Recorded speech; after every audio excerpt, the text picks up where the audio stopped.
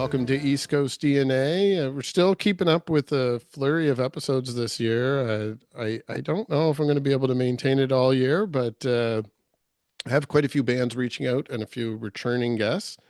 And to continue with my variations of covering all the regions, we have a unique one here today too. So our guest today is representing the East Coast Experience, and you're calling in from Ontario? Yeah, I'm calling in from Ottawa. That's where we're based out of these days. So that's it's a different part of the East Coast. Yeah. So I do appreciate that you're from the East Coast, but on top of that too, it coincidentally with the timing of you reaching out, I think like two or three episodes so far this year, I have promised that once I tackle Newfoundland in May, that I'm going to expand a little bit out into Quebec and Ontario. Nice. So definitely you would have ended up on my radar with the name that you have as well. So thank you for reaching out. No problem. And it gives you a chance now to hit Newfoundland in one shot, basically. Yeah, exactly. So now I'm kind of backwards falling into doing some of my Newfoundland content, but I am planning a focus on that in the coming weeks. Awesome. So for yourself, Bill, you have a big band, but are they all members from the East Coast, or is it just yourself that's from down here? No, myself and our bass player Norm Glode is also from PEI. So there's Oh, two of us. Our fiddler Dana is from Sudbury, but she could just as easily be from the Rock. So it's through her true and true. So yeah, there's two of us out of the five that are from the East Coast. and so the origins of the band, did you originally form down here, or was this more as you migrated to Ontario, you were looking for a connection back to the East Coast? Well, I left Newfoundland to go to school. I made my way as far as New Brunswick. I went to Fredericton for university. But when I left the island, like we grew up as probably most East Coasters, when you have music in your family, it's everywhere. And when you're a young kid, you're listening to mom and dad and all the aunts and uncles partying upstairs, the guitars and the accordions, the mandolins, what have you. So that was always a part of my life, and I always played. So it was like even from a young age, it was multi-instrument for me and sing. So essentially, when I became 14 or 15, I started playing in the bands. Really enjoyed it. We were horrible, I guess, back then, like most. But as that turned out, I went on to school and I started doing something that I've never done before, and that was doing these solo gigs. And it all started from just being in a pub. Whoever was playing that night, sort of, I got coaxed up on stage to sing a song or play a song or whatever the case was. And before too long, the bar, the pub was rocking, and I realized very quickly that Newfoundland music or East Coast music is vibrant everywhere and people just Hmm. love it. So that's what started it for me. As I moved up to Ontario, again, playing the same type of style, bringing that joy of East Coast music up to Ontario. I thought it was important and people really connected with it up here. And there were so many people that would come out to shows and just say, hey, I'm from, Belle Isle, or I'm from St. John's, or I'm from Fredericton, or what have you. We just had the best time. So, I mean, that was the light bulb moment that this could be something that we could do for quite a long time. So, I've been doing it for a while, and then I was lucky enough to get involved with Marco Belanger, and he's my partner in crime as far as how this got started as what it is today. And we started building this as a duo. And before too long, we started to hook on to some really good shows. And even as a duo, we were both still, again, multi-instrumentally. Marco Hmm. plays four or five different things. I played four or five different things. But, talking about simultaneously, like he's playing, for example, a mandolin, and he'll have a kick drum going, and I'll have a guitar going, and a harmonica, and a tambourine on my left foot, all kinds of configurations, so that when people see you, they have to look twice because it sounds like there's four or five people on stage, but it was just the two of us. Anyways, that being said, it didn't take long for us to say, you know what, we have to expand this. But it wasn't just about expanding it for the sake of expanding it. We really took a lot of pride in finding the right people. Mhm. So it wasn't long, like I say, we got five great friends that are now also bandmates. And, you know, I couldn't imagine it any other way. Like there's no hardship on anyone. There's no arguments. It's just constant enjoyment of each other's company and the music, the energy. All that joy translates on stage, and it's infectious to our showgoers. And I think that's a big reason that we're able to keep turning out a high quality show, and people care enough to come out and spend their hard earned money to come watch. So that's us in a nutshell, I guess. Yeah, I've heard over the last couple of years interviewing probably more so some of the Cape Breton artists that have taken that type of vibe out to like Alberta type area. And with a lot of workers kind of going back and forth from this area to that area, they definitely had a lot of patrons that were into that type of vibe too. So it is interesting to hear that despite the fact that a lot of those stories skip over your region, that there still is a desire and a demand for that type of sound in the area. So hopeful for some of the people that are down here and looking to expand out into the other regions as well. But kind of how we're talking about this being a little bit of a different story, you are planning some dates down on the East Coast in the foreseeable future then? Yeah, I mean, it's always funny when you take East Coast experience anywhere but the East Coast. It's a big, big, big night, right? Yeah. But you're kind of bringing it back to itself, like where everybody sort of plays that same groove. So I guess the differentiator now for us is our original music, and that's what we've been focused on over the last since 2022. So that's the difference maker for us, and that's how we can go back home and sort of again differentiate ourselves from just we're not a great big C cover band, or we're not a Jimmy Ramsey Hmm. band. We have our own thing. Now we might throw in an anthem from back East Coast, because people know it, they love it, and they want to hear that. But we do a great job in tying it into our own sound and our own music. And it's hard to describe sometimes. Like people say, "Well, what's your genre?" And especially, like when you're doing some of these submissions for XM radio or whatever the case is, and they really try to pigeonhole you, and it's really difficult to convey what you are, because it makes you sort of sit down and think like, well, what am I? Like, well, what is our sound really? And you sort of have to look at and we've done our best to define it as roots rock and like a Celtic Canadiana. And I Hmm. think I see the Blue Rodeo sign behind you, and Yeah. grew up. I love Jim's writing. I love Blue Rodeo. I go see them all the time. Um, but I bring a lot of Jim influence into some of the writing as well. And I mean, it might not be an exact replica of a Blue Rodeo song, but if you're a Blue Rodeo fan, you can hear it. And there's quite a few instances of that in our writing. So I'm curious with the new songs you say 2022. So you got a couple years under your belt now. Have you been to the East Coast touring that? Like what's the difference in the regions as far as I guess the reaction that you're getting from the audience? Do you find that you get the same home feeling when you bring it back home? Yeah, I mean, in like we started in 2017 as a duo, Marco, myself, and we had also traveled back to Newfoundland and all through Eastern Canada. Like Marco came on as a very temporary thing in another five-piece band. I was part of that project, and we had a really good time touring across Eastern Canada with that project. But as we became, the new East Coast experience, and this is a new project altogether from what we had originally gone back as. There wasn't a whole lot of opportunity, but we did get back a few times to Newfoundland specifically. We did a tour across Newfoundland there, hitting on as many places as we could. We had some great fun in St. John's, at Aaron's, and in Corner Brook, Stephenville. We hit on as many as we could. Really good response, really good party. It was a lot of fun. But that was again like 2017, 2018.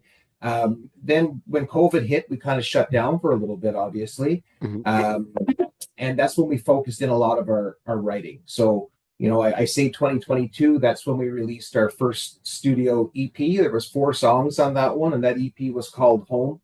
And then just recently, in January 31st, we have released our new full length album, and that one is titled Aura. So this is kind of fresh off the press for us. We did some great things with Home. That EP, won multiple awards and was nominated for even like Newfoundland Roots Music Group of the Year, I believe, was the nomination. And we're very grateful for the people who have latched on to that. And I still get home to visit family. And whenever I'm home, it's like, are you playing? Are you playing? So there is a Yeah. buzz. We just got to figure out a way to make it more affordable for these fly gigs to Newfoundland that involves a lot of gear, whether transport, simple as guitars these days is really tough without having them beat up. And ask my buddy Dave Carroll about that.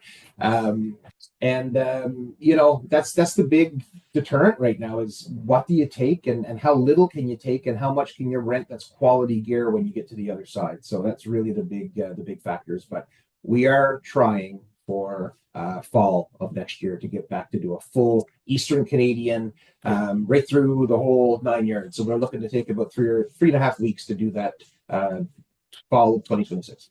Amazing. So you're taking time to plan it out and do it right. So the band also with the story that you're telling, from what I can see with the research that I've done already, you've set yourself up to continue to expand. Like you say, like you kind of started as a duo and expanded from there. And as I can see patterns with certain bands as they're kind of developing, I can see what you're doing where you're expanding out.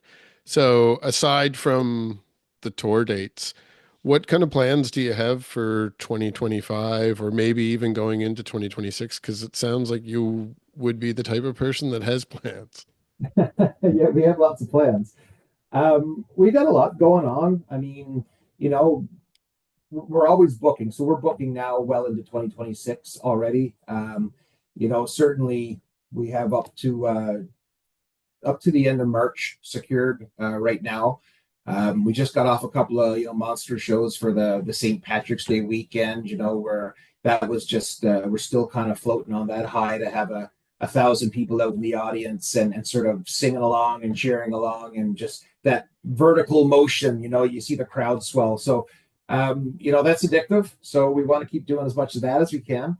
Um, but short term, we have all kinds of great things going on. I think the short of a few local shows here at different concert venues, we're heading down with Air Canada Vacations, and we're doing the East Coast Kitchen Party that's down in Punta Cana again this year, where they bring us down there and spend 7 beautiful days in the sunshine, and they bring a few acts with them, so it's not all work. We get to enjoy our time there as well, but that's probably one of the cooler ones coming up the end of April for us. We're looking forward to it, especially.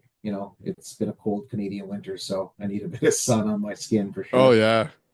Yeah. So I did see that you have a nice professional website.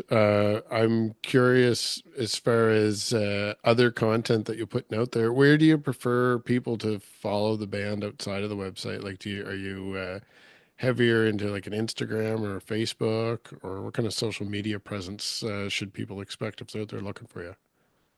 Well, we're everywhere. We try to stay current. I think probably Facebook would have our greatest follower list. I mean, that's been around for us and utilized the longest, I guess. Hmm. We picked up on Instagram, just not too long ago, maybe a year and a half. And then we pick up the TikToks and everything else as they sort of come. But we focus mainly our attention on the Facebook, Instagram world. Short of having the website kept up to snuff, that's important for sure. And I imagine the full album. Well, I see it on Spotify. Is it just available on all streaming platforms then? It is available on all streaming platforms, and we've got CDs, of course, which it's harder and harder to sell, but one of the advantages of living in Ontario is that um, you're surrounded by a lot of cottage country, that kind of feel. Yeah. So there's always people looking for CDs to stick in the old stereo up there. So we do really well when we go rural and we have those CDs available. So that's something that's a big draw. And we're in the process now of just trying to take out a fourth mortgage on the house to get some vinyl done. So that's going to be cool when we get that happen as well. Yeah, the vinyl's always a tricky one. I do tend to, and I would have been following up with asking about physical media. So Yeah. the CDs I appreciate. I definitely have quite a large collection just off camera here. But I do know the vinyl's a struggle for everyone. So I hope people listen and appreciate too when they go to our merch table and they're looking at the price that there's not a lot of profit being made off of that price tag. You are getting quite a good deal if you're looking at it from that angle. So definitely a nice keepsake to have. I have another collection of those I can actually see on the other side of the camera. So definitely, you're hitting the right demographic when you're talking to me, and I know that East Coast is full of those little pockets to be performing at where you're going to find people that definitely are looking for a CD to, like you say, throw in the cottage or in some of the old vehicles. It wasn't that long ago. I think it's only been little over a year since I haven't had a CD player in my car. Yeah. So they're definitely still they're still worth having for sure. There's a market. Oh, for sure. And I mean, there's been times where, especially Ottawa's not overly huge. I mean, I guess it's a million or so people, but still, it feels smaller than that. I've walked through parking lots of grocery stores and a car would pass and I heard my, music playing. That's, Yeah. oh, that's us, and that's kind of a cool thing. Or we do a lot of merch, so like sweatshirts and t-shirts and multiple kinds of t-shirts and toques and you name it. We really try to provide a bit of everything. And we never ever pull out of the merch table. We always just roll it back in and reinvest so that there's always something new and fresh, and we try to keep the sizes up to date. So it's nice to look out on stage and see a dozen or more of your band logos in different configurations of clothing and things. So that's great too. And you see that and you really appreciate the support because it reminds you visually, like every time you see that. So that's great. And for anybody that is new to the band, you had mentioned the EP that you had out initially, but where you have a brand new album out this year, I would definitely recommend anyone that takes the opportunity to go out and find you like on a platform like Spotify that they just go out and listen to the full album. But for today's episode, is there a particular track from the album that you'd like to feature so we can play off with it and give them a little taste of what you have to offer? Sure. I think Gayla Michael would probably be a cool track to do that one. I enjoy that. That was it's always popular at shows and I know we love playing it. So it's a great song to see live. There's a lot of emotion and a lot of energy that happens in that one as well. Perfect. And I would recommend too, outside of following along on the social medias, if anybody takes a chance to go out and check out the website, I imagine that merchandise is kept up to date on there as well, so it'll be available for people. Certainly. Yeah, we're always making shipments to all over Canada and sometimes beyond. So that's it's always welcome. Amazing. I Yeah. definitely would like to keep in touch, especially if you're going to be heading down into this area. So reach out to me again in the future when you have some dates that you want to publicize and getting closer to those dates. We'll be sure to make a couple posts there for you as well. Awesome. And anyone that's in your region currently, because I tend to forget, but I do have listeners that are not currently residing in the East Coast. So definitely keep an eye out for the East Coast Experience to be playing somewhere near you. And if you haven't already subscribed to East Coast DNA, please do that now. Get some healthy numbers lately, but it could always use a little boost. It helps get more exposure for bands like Bill's here. So definitely every little bit helps. So thank you for those that have subscribed already. And I'll see everybody again soon. Thank you for reaching out, Bill. And we'll talk again soon as well. Sounds good. I'll leave you with the sociable. I don't know if you can see Thanks. that. The blur of the camera. I'm sure everyone down here gets a very good idea of what that looks like. All right. Talk soon. Bye.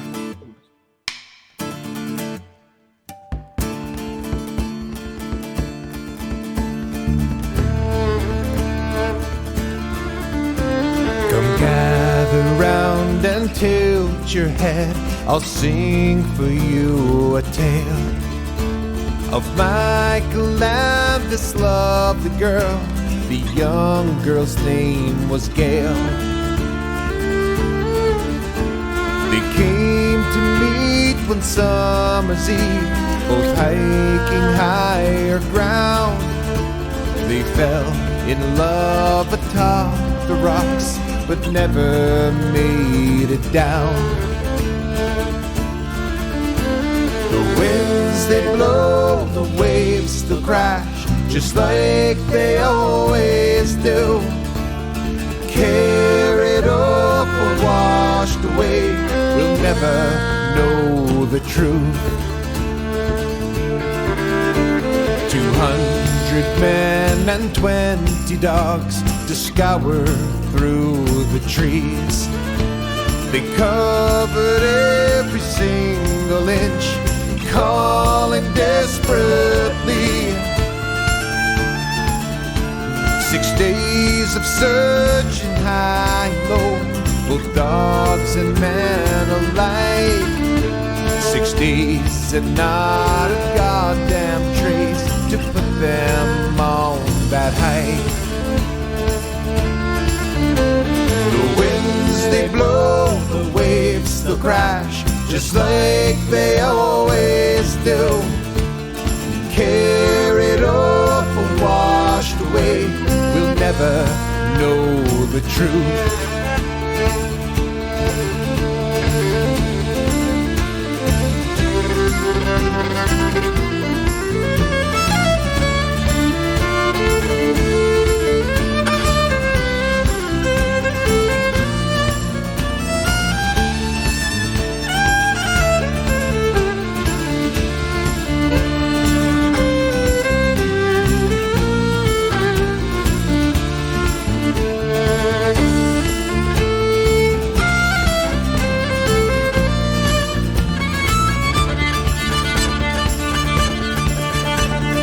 Sunday evening coming down the mountain in the rain.